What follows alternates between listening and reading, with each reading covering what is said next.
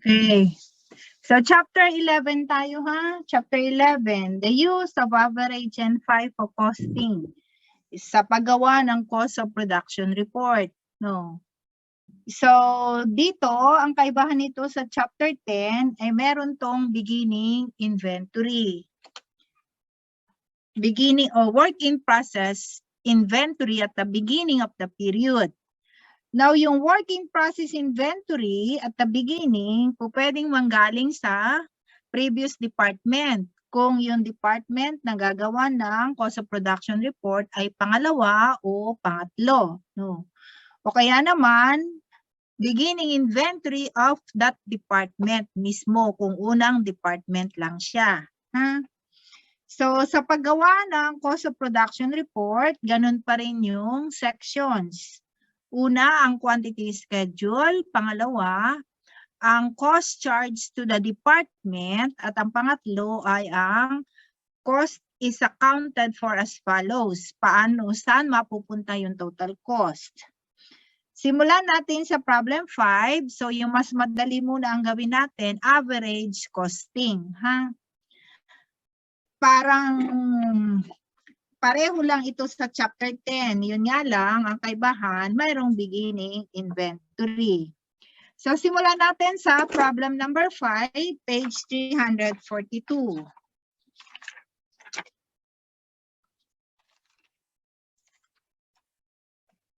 So, dito sa problem na to, the materials are all added at the beginning of the assembly operation, which is the first operation sa processing. Labor and overhead are added uniformly during the month. So, during the month, ang information ay, so, quantity schedule tayo ha, number of units. In process, beginning 15,000. Started in process in July, 250,000. So, total, ilang units? Ang total? 265,000. Now, accounting for the 265,000, completed ay ilan? Hindi given. Pero ang given ay the in process at the end, 20,000. So, ilan ang completed? Ilan ang completed? 265 lahat. 20,000 ang hindi natapos. 245,000. So, completed and transferred, 245,000. In process and 20,000. Total, 265,000. O, magsusulat kayo ha? Baka hindi nagsusulat. Ha? Okay, next. Ano yung susunod natin? Work done for materials, lahat ay added at the beginning of the assembly operation. So, ilan ang total ng equivalent production for materials? Kung simula pa lang, ay meron ng inilalagay na pala ang lahat ng materials. 100%. Okay, 100%. O ilang units? Ilang units lahat? Ay, ano na? 100%. So, ilang units lahat? Ang materials. Ilang units ng materials meron? Ang 265,000 na 265,000. Sa conversion costs, 40% daw ang in process end. So, ilan ang equivalent production?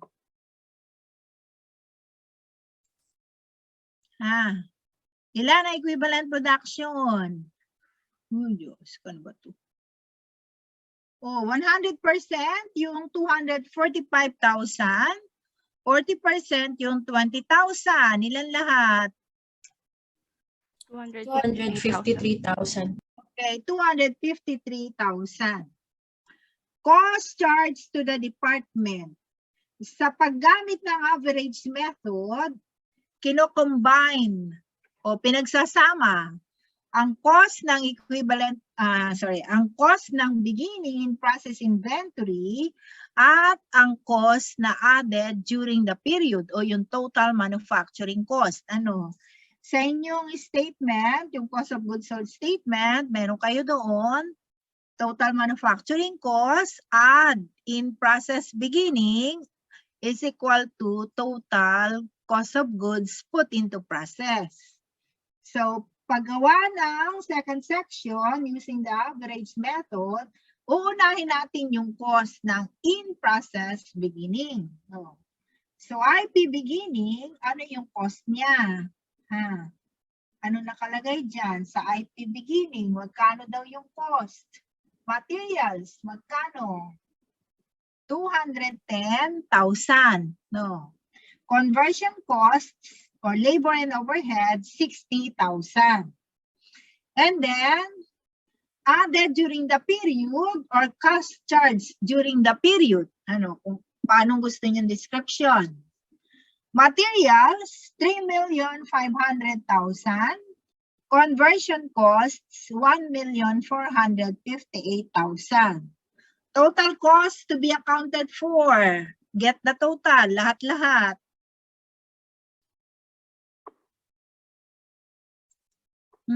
Get the total, lahat-lahat. Ano na?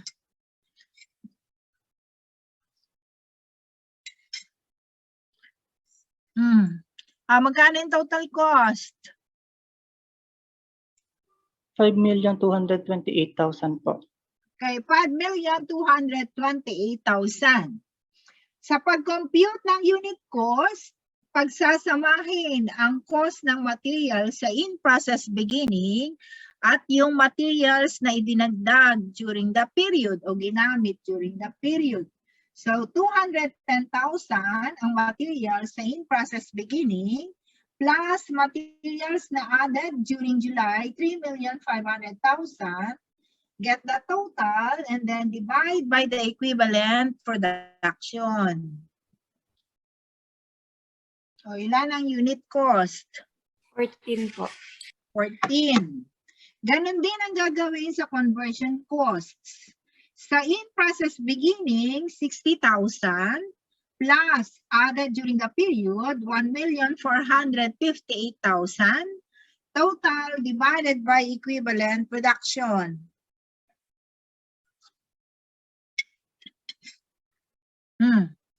Ilan? 6 po. Okay. Total unit cost ay 20 pesos. Ano? Cost accounted for as follows. Same procedure. Completed and transferred, 245,000 times total unit cost of 20. And then IPM materials, gumamit ng 20,000 units times 14. Conversion cost applied, 8,000 units times 6. O, tingnan kung tatama yung total costs as accounted for.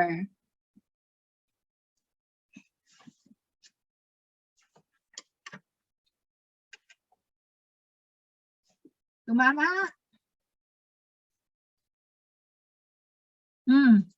Tama ba yung total amount?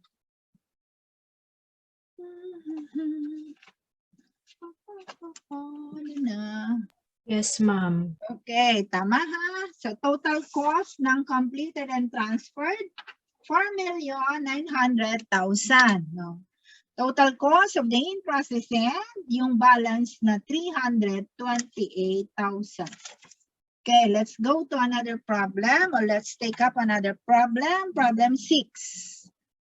Beginning, weighted average muna gagamitin ha. Next na yung FIFO para hindi malito-lito. So sa problem 6, at the beginning of September, the Ellery Company had 27,950 in Department A's beginning work in process inventory. So the inventory consisted of 15,500 units. And then during September, 36,000 units were started. So gawa tayo ng quantity schedule IP beginning 15,500. Started 36,000. Total. Ilan ang total? 100 po. 51,500. Accounted as follows, o accounting. Completed, nakalagay dyan, as the 48,000 units were completed, they were immediately transferred to Department B. So completed 48,000, in process 3,500, nakalagay dyan. Total, tama, walang nawawala, 51,500. Work done for materials. Kailan daw inilalagay ang materials?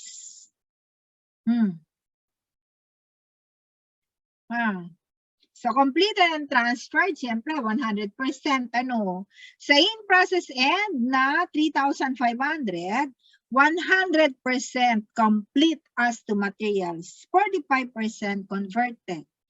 Okay. Prepare the equivalent production. Ilan ang equivalent production for materials?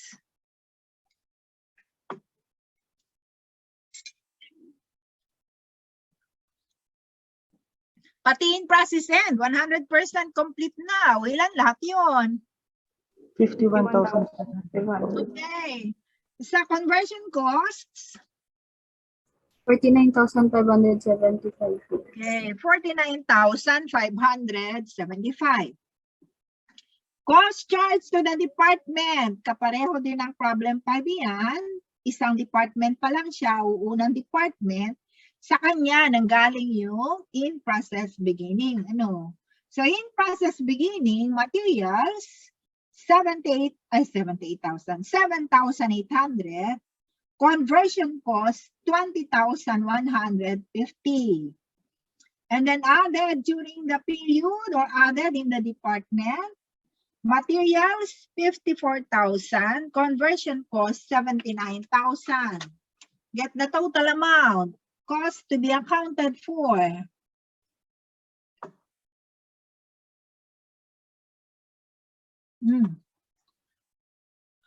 Ilan? Total. 160,950. Okay, 160,950. Unit cost. Paano ang procedure? Add the cost of materials in the beginning inventory plus cost of materials added in the period and then divide by equivalent production.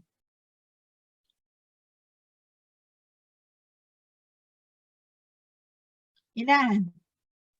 1.20 po. 1.20.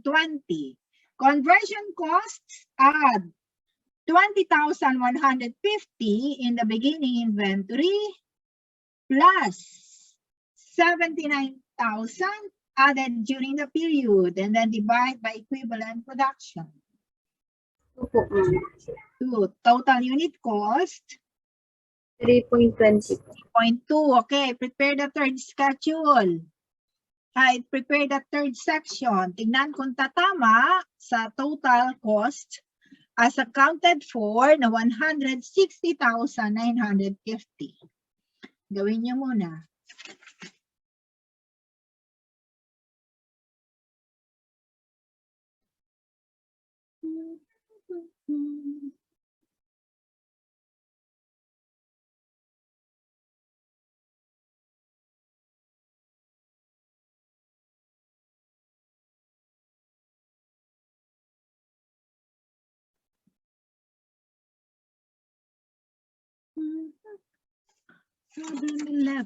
O, tama? Yes po. Okay, so magkano ang cost ng completed units? 153,600 po. Okay, and then the balance, 7,350 would be the amount of the work in process end. Okay? So, problem number 7. Sa problem number 7, may pagkakaiba ito, ha? Kasi dito, tatlong departments, ang gagawa ng cost of production report ay ang finishing department, which is the third department. So may dalawang nauuna, no? Materials needed to give the detergent is final composition are added at the beginning of the process in the finishing department. Any lost units occur only at this point. So sa beginning of the process pa daw, na-identify nang may nawawala. So ano ang process dito sa problem 7? Nanggaling sa pangalawang department, yung transferred in na 40,000 at meron ding in process na 10,000 na galing din sa previous department, no? So, ang total units to account for in the finishing department, 10,000 plus 40 ay 50,000. So, lahat yun ang galing sa kabilang department, ha? Walang ini-start sa finishing department kasi finishing na nga yan, no? Of the 50,000 units, ilan ang completed? 35,000. In process at the end, 10,000. So, ilang units ang nawawala? Lost units, normal. 5K. 5,000. Total, 50,000. Ah, kailan ang due date? Ngayon ba? Ako na pala. Hindi ko nabuksan. Magkano balance mo? 4 lang? 7?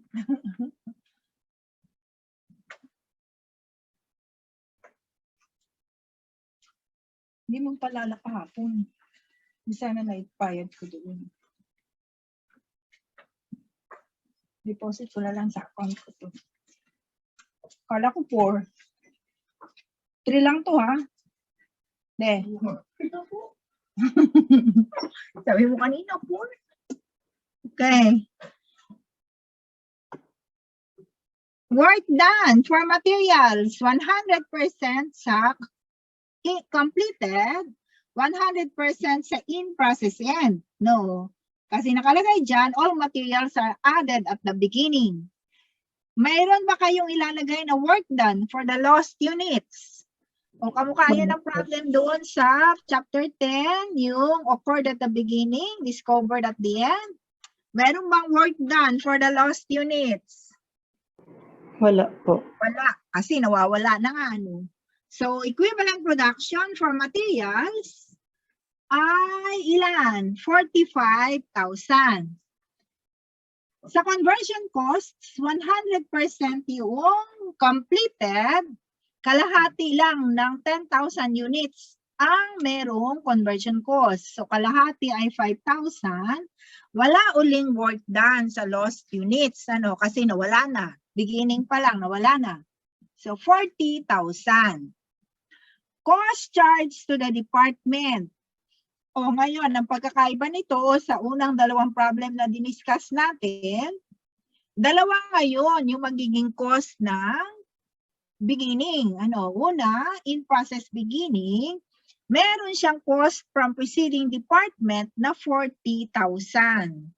And then, yung nanggaling sa previous department, transferred in ay 140,000. So, ilan yung total cost na galing sa previous department? 180,000 po. 180,000. Ngayon, to get the unit cost, ilang units ang gagamitin natin? Yung 50,000 ba na nanggaling sa previous department? O 45,000 na lang kasi nawala na nga yung 5,000? Yung 45,000 po. Okay, 45,000 na lang. Ano? So, unit cost, 180,000 divided by 45,000 ay 4 pesos. No, 4 pesos. Added in this department. Ano-ano ang cost na added in this department? Una, materials na inad doon sa beginning inventory, 20,000. At naglagay din ng 70,000, no? Para doon sa 45,000 units. O ilan lahat ang materials? Ha? 90,000. 20,000 plus 70, total amount of materials added in this department ay 90,000. Conversion cost, i-add natin lahat. Para doon sa in-process beginning, 39,042. And then, para doon sa received ay 162,500 plus 130,000. Ilan lahat ang conversion cost dito sa department na to? 373,500 po. Okay, and then get the total amount. Lahat-lahat. Buhat doon sa transferred in costs and then added in this department. Lahat-lahat. Ilan?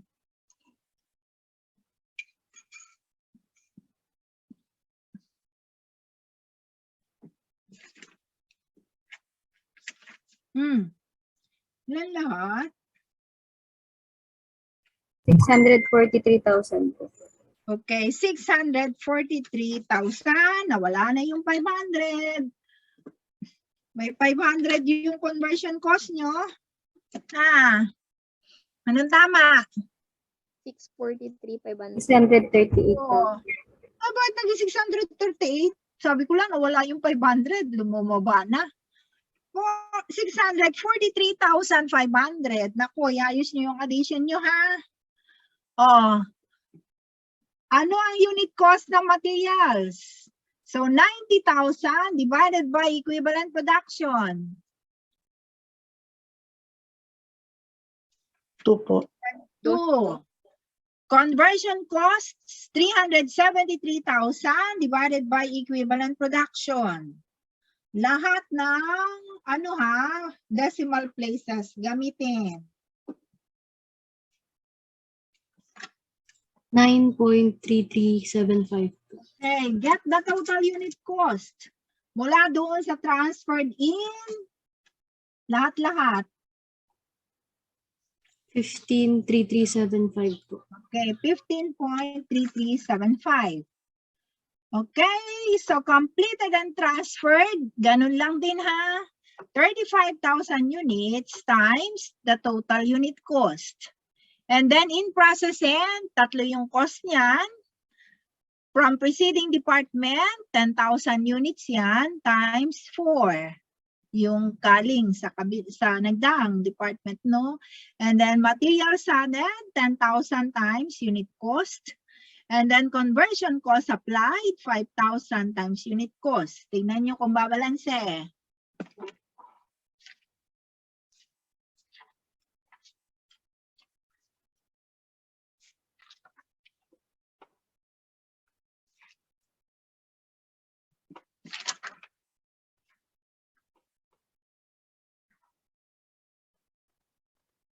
Bumalanse ba? 1,009. Nasaan kaya ito? 1,009. Problem 9. The problem is... Bumalanse ba?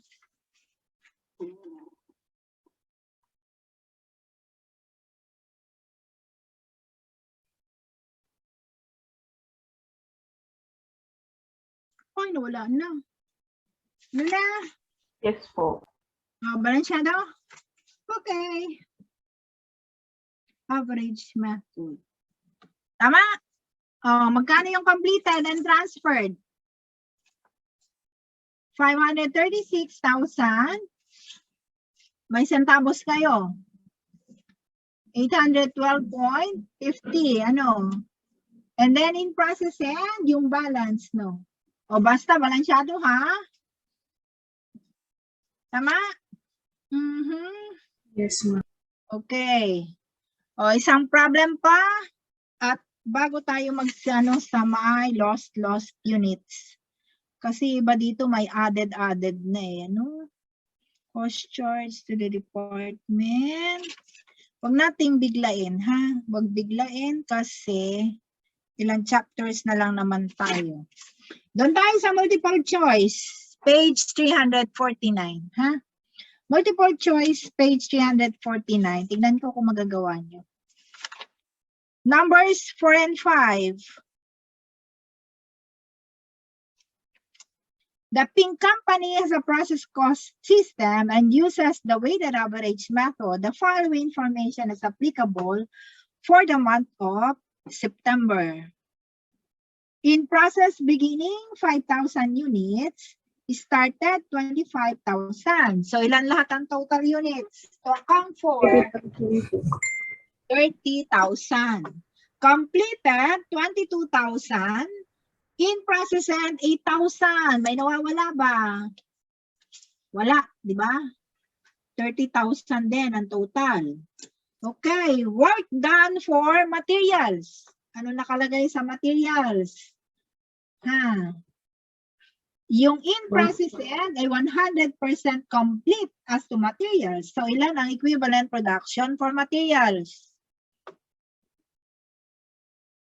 Uy, lahat-lahat. Mayroong materials. So ilan na yun? 30,000. 30,000. Conversion costs. In process end ay 50% complete lang.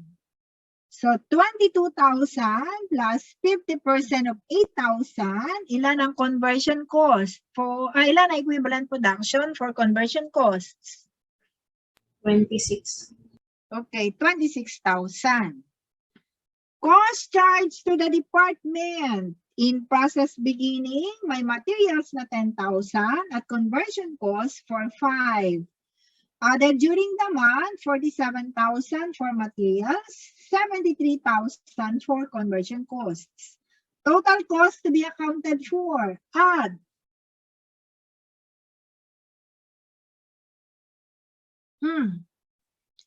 Add lahat.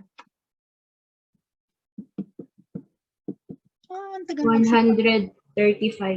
Okay, 135,000. Paano ko computein ang unit cost ng materials?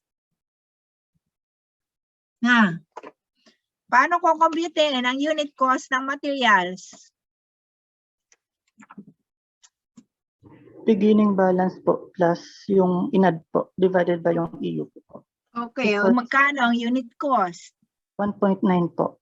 Okay, 1.9. How about conversion costs? 3 po. Okay, so that is 4,500 plus 73,500, 78,000 ang total divided by 26,000 equivalent production. So 3 total unit cost is 4.9. So magkano yung cost ng completed units? 22,000 were completed times 4.9, di ba? 107,800 po. Okay, 107,800. And cost of the ending work in process for materials, 8,000 times 1.9. Ay, nawala. O, tama. That is 15,200, di ba? And then for conversion costs, 4,000 times 3. That is 12,000. O magkano lahat?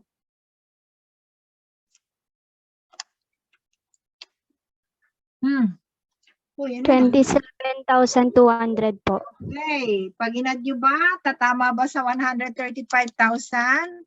Tama, siyempre. Ano? Tama, di ba? Okay. So, ano pa?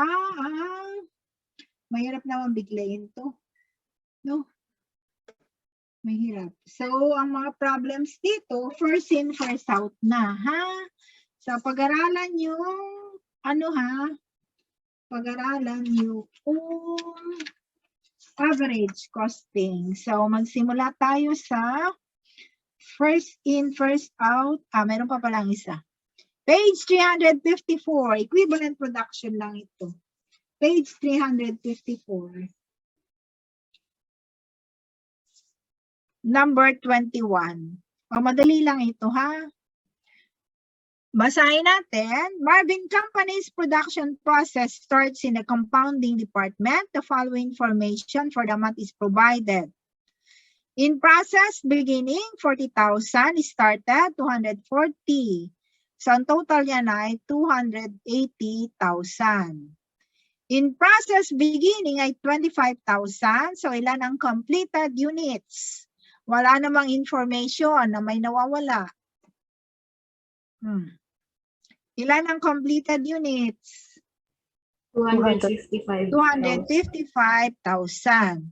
Direct materials are added at the beginning of the process in the compounding department. So kung beginning ng process, may materials na at wala namang nawawala, all units have materials. No? So ang total equivalent production for materials would be the total units na 280,000. Pagdating naman sa sa conversion cost, 255,000 ang completed, no? And then yung 25,000 units ay 60% lang converted. So 60% ng 25,000 ay 15,000. So ilan lahat ang equivalent units for conversion?